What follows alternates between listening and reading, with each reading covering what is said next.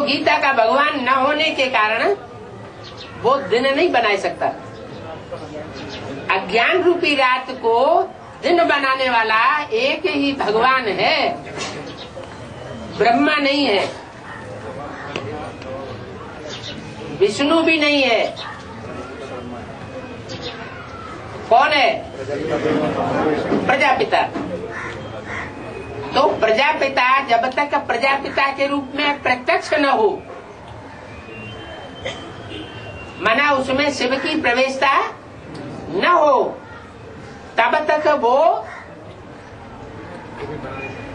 रात को दिन बनाने का कोई प्रयास नहीं कर सकता।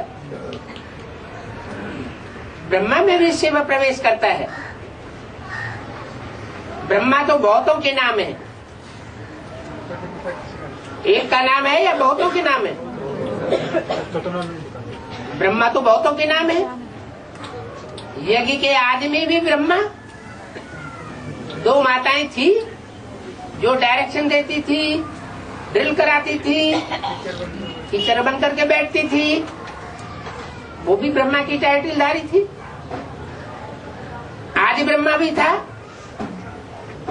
तो ब्रह्मा तो बहुतों के नाम है, लेकिन प्रजापिता सिर्फ एक ही का नाम है।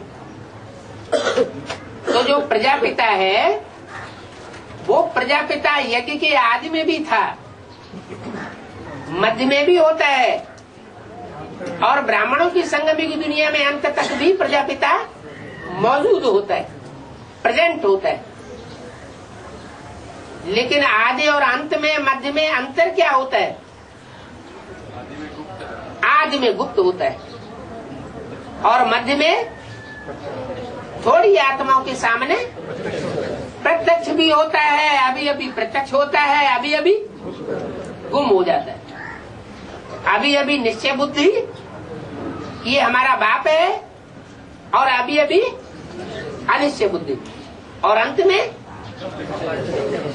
में सब पहचान जाएंगे कि यही है, यही है, यही है।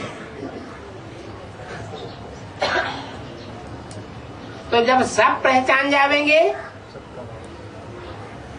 तब कहा जाएगा कि रात को दिन बनाने वाला ये है,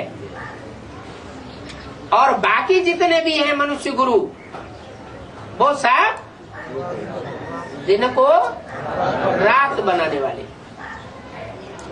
तो ब्रह्मा कुमारी आगे लड़ाई लड़ेंगे तो हमारे ब्रह्मा बाबा को रात बनाने वाला कहते हो, धर्मगुरु कहते हो, मनुष्य गुरु है वो।